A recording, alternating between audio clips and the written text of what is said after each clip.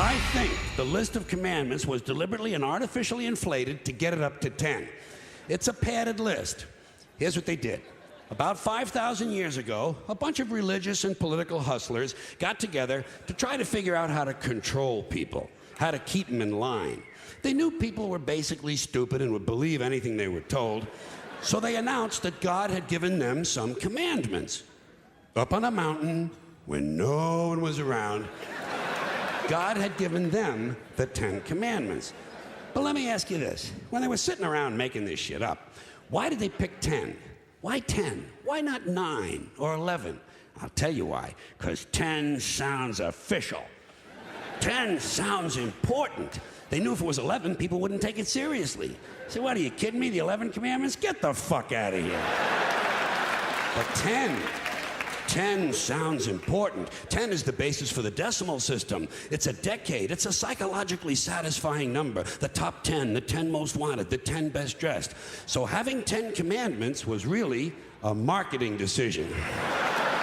And to me, it's clearly a bullshit list. It's a political document artificially inflated to sell better.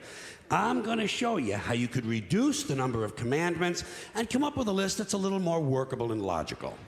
We're going to start with the first 3, and I'll use the Roman Catholic version because those are the ones I was taught as a little boy. I am the Lord thy God. Thou shalt not have strange gods before me. Thou shalt not take the name of the Lord thy God in vain. Thou shalt keep holy the Sabbath. Right off the bat, the first 3, pure bullshit. Sabbath day, Lord's name, strange gods. Spooky language. Spooky language. Designed to scare and control primitive people. In no way does superstitious nonsense like this apply to the lives of intelligent, civilized humans in the 21st century. You throw out the first 3 commandments, you're down to 7. Next, honor thy father and mother. Obedience, respect for authority. Just another name for controlling people. The truth is, obedience and respect should not be automatic. They should be earned. They should be based on the parent's performance. Parent's performance. All right? Some parents deserve respect. Most of them don't. Period. You're down to 6. Now, in the interest of logic, something religion is very uncomfortable with, we're going to jump around the list a little bit. Thou shalt not steal. Thou shalt not bear false witness. Stealing and lying. Well, actually, these 2 both prohibit the same kind of behavior. Dishonesty, stealing, and lying. So you don't need 2 of them. Instead, you combine them and you call it thou shalt not be dishonest. And suddenly, you're down to 5. And as long as we're combining, I have 2 others that belong together. Thou shalt not commit adultery. Thou shalt not covet thy neighbor's wife. Once again, these 2 prohibit the same kind of behavior. In this case, marital infidelity. The difference is coveting takes place in the mind, and I don't think you should outlaw fantasizing about someone else's wife. Otherwise, what's a guy going to think about when he's waxing his carrot? But marital fidelity is a good idea, so we're going to keep the idea and call this one, thou shalt not be unfaithful. And suddenly, we're down to 4. But when you think about it, honesty and fidelity are really part of the same overall value. So in truth, you could combine the 2 honesty commandments with the 2 fidelity commandments and give them simpler language, positive language instead of negative, and call the whole thing, thou shalt always be honest and faithful, and we're down to 3. Thou shalt, they're going away fast. Thou shalt not covet thy neighbor's goods. This one is just plain fucking stupid. Coveting your neighbor's goods is what keeps the economy going. All right? Your neighbor gets a vibrator that plays "O Come All Ye Faithful." You want to get one too. Coveting creates jobs. Leave it alone. You throw out coveting and you're down to 2 now, the big honesty and fidelity commandment, and the one we haven't talked about yet, thou shalt not kill, murder, the 5th commandment. But when you think about it, religion has never really had a big problem with murder. Not really. More people have been killed in the name of God than for any other reason. All you have to do, shit. Yeah. Uh-huh. All you have to do is look at Northern Ireland, the Middle East, Kashmir, the Inquisition, the Crusades, and the World Trade Center to see how seriously the religious folks take thou shalt not kill. The more devout they are, the more they see murder as being negotiable. It's negotiable. You know? It depends. It depends. It depends on who's doing the killing and who's getting killed. So, with all of this in mind, I leave you with my revised list of the 2 commandments. Thou shalt always be honest and faithful to the provider of thy nookie. And thou shalt try real hard not to kill anyone, unless, of course, they pray to a different invisible man from the one you pray to. 2 is all you need. Moses could have carried him down the hill in his fucking pocket. And if they had a list like that, I wouldn't mind those folks in Alabama putting it up on the courthouse wall. As long as they included one additional commandment, thou shalt keep thy religion to thyself. In the bullshit department, a businessman can't hold a candle to a clergyman. Because I gotta tell you the truth, folks. I gotta tell you the truth. When it comes to bullshit, big time, major league bullshit, you have to stand in awe of the all-time champion of false promises and exaggerated claims, religion. No contest. No contest.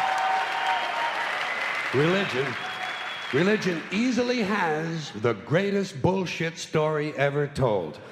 Think about it. Religion has actually convinced people that there's an invisible man living in the sky who watches everything you do every minute of every day. And the invisible man has a special list of 10 things he does not want you to do. And if you do any of these 10 things, he has a special place full of fire and smoke and burning and torture and anguish where he will send you to live and suffer and burn and choke and scream and cry forever and ever till the end of time. But he loves you.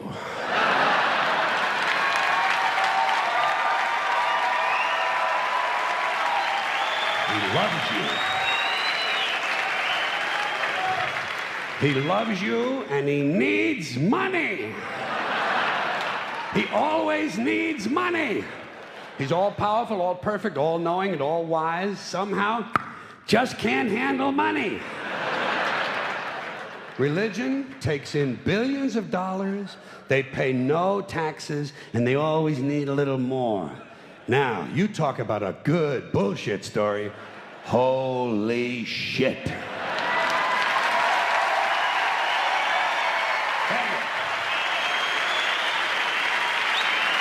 Thank you. But, thank you. Thank you very much. But I want you to know something. This is sincere. I want you to know, when it comes to believing in God, I really tried. I really tried. I tried to believe that there is a God who created each of us in his own image and likeness, loves us very much, and keeps a close eye on things. I really tried to believe that, but I gotta tell you, the longer you live, the more you look around, the more you realize something is fucked up. Something is wrong here. War, disease, death, destruction, hunger, filth, poverty, torture, crime, corruption, and the ice capades. Something is definitely wrong. This is not good work. If this is the best God can do, I am not impressed. Results like these do not belong on the resume of a supreme being. This is the kind of shit you'd expect from an office temp with a bad attitude.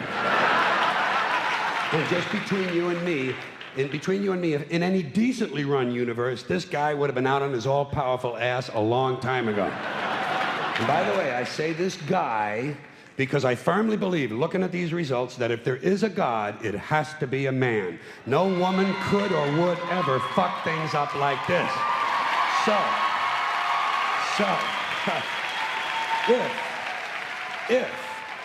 If there is a God, I think most reasonable people might agree that he's at least incompetent and maybe, just maybe, doesn't give a shit. Doesn't give a shit, which I admire in a person and which would explain a lot of these bad results. So rather than be just another mindless religious robot, mindlessly and aimlessly and blindly believing that all of this is in the hands of some spooky, incompetent father figure who doesn't give a shit, I decided to look around for something else to worship, something I could really count on. And immediately, I thought of the sun. Happened like that. Overnight, I became a sun worshiper. Well, not overnight. You can't see the sun at night. But first thing the next morning, I became a sun worshiper. Several reasons. First of all, I can see the sun. Okay? Yeah. Unlike some other gods I could mention, I can actually see the sun. I'm big on that. If I can see something, I don't know, kind of helps the credibility along, you know? So every day I can see the sun as it gives me everything I need: heat, light, food, flowers in the park, reflections on the lake, an occasional skin cancer, but hey, at least there are no crucifixions, and we're not setting people on fire simply because they don't agree with us. Sun worship is fairly simple. There's no mystery, no miracles, no pageantry, no one asks for money, there are no songs to learn, and we don't have a special building where we all gather once a week to compare clothing. And the best thing about the sun, it never tells me I'm unworthy. Doesn't tell me I'm a bad person who needs to be saved. Hadn't said an unkind word. Treats me fine. So I worship the sun. But I don't pray to the sun. Know why? I wouldn't presume on our friendship. It's not polite. I've often thought people treat God rather rudely, don't you? Asking trillions and trillions of prayers every day, asking and pleading and begging for favors. Do this, give me that, I need a new car, I want a better job. And most of this praying takes place on Sunday, his day off. It's not nice, and it's no way to treat a friend. But people do pray, and they pray for a lot of different things. You know, your sister needs an operation on her crotch. Your brother was arrested for defecating in a mall.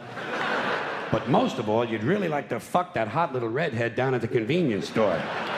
You know, the one with the eye patch and the club foot, huh? Can you pray for that? I think you'd have to. And I say, fine, pray for anything you want. Pray for anything. But what about the divine plan? Remember that? The divine plan. Long time ago, God made a divine plan. Gave it a lot of thought, decided it was a good plan, put it into practice. And for billions and billions of years, the divine plan has been doing just fine. Now you come along and pray for something. Well, suppose the thing you want isn't in God's divine plan. What do you want him to do? Change his plan? Just for you? Doesn't it seem a little arrogant? It's a divine plan. What's the use of being God if every rundown schmuck with a $2 prayer book can come along and fuck up your plan? And here's something else, another problem you might have. Suppose your prayers aren't answered. What do you say? Well, it's God's will. Thy will be done. Fine, but if it's God's will and he's going to do what he wants to anyway, why the fuck bother praying in the first place? Seems like a big waste of time to me. Couldn't you just skip the praying part and go right to his will? It's all very confusing. So to get around a lot of this, I decided to worship the sun. But as I said, I don't pray to the sun. You know who I pray to? Joe Pesci. Joe Pesci. Joe Pesci. Two reasons. First of all, I think he's a good actor, okay? To me, that counts. Second, he looks like a guy who can get things done. Joe Pesci doesn't fuck around. Doesn't fuck around. In fact, Joe Pesci came through on a couple of things that God was having trouble with. For years, I asked God to do something about my noisy neighbor with the barking dog. Joe Pesci straightened that cocksucker out with one visit. It's amazing what you can accomplish with a simple baseball bat. So I've been praying to Joe for about a year now. And I noticed something. I noticed that all the prayers I used to offer to God and all the prayers I now offer to Joe Pesci are being answered at about the same 50% rate. Half the time I get what I want, half the time I don't. Same as God, 50-50. Same as the four-leaf clover and the horseshoe, the wishing well and the rabbit's foot. Same as the mojo man. Same as the voodoo lady who tells you your fortune by squeezing the goat's testicles. It's all the same, 50-50. So just pick your superstition, sit back, make a wish, and enjoy yourself. And for those of you who look to the Bible for moral lessons and literary qualities, I might suggest a couple of other stories for you. You might want to look at The Three Little Pigs. That's a good one. Has a nice, happy ending. I'm sure you'll like that. Then there's Little Red Riding Hood, although it does have that X-rated part where the big bad wolf actually eats the grandmother, which I didn't care for, by the way. And finally, I've often always drawn a great deal of moral comfort from Humpty Dumpty. The part I like the best, all the king's horses and all the king's men couldn't put Humpty Dumpty back together again. That's because there is no Humpty Dumpty and there is no God. None, not one, no God, never was. In fact, I'm gonna put it this way. If there is a God, may he strike this audience dead. See, nothing happened. Nothing happened. Everybody's okay. All right? Tell you what. I'll raise the stakes. I'll raise the stakes a little bit. If there is a God, may he strike me dead. See? Nothing happened. Oh, wait. Got a little cramp in my leg. And my balls hurt. Plus, I'm blind. Oh, now I'm okay again. Must have been Joe Pesci, huh? God bless Joe Pesci. Thank you all very much. Joe bless you. Thank you very much. I appreciate it.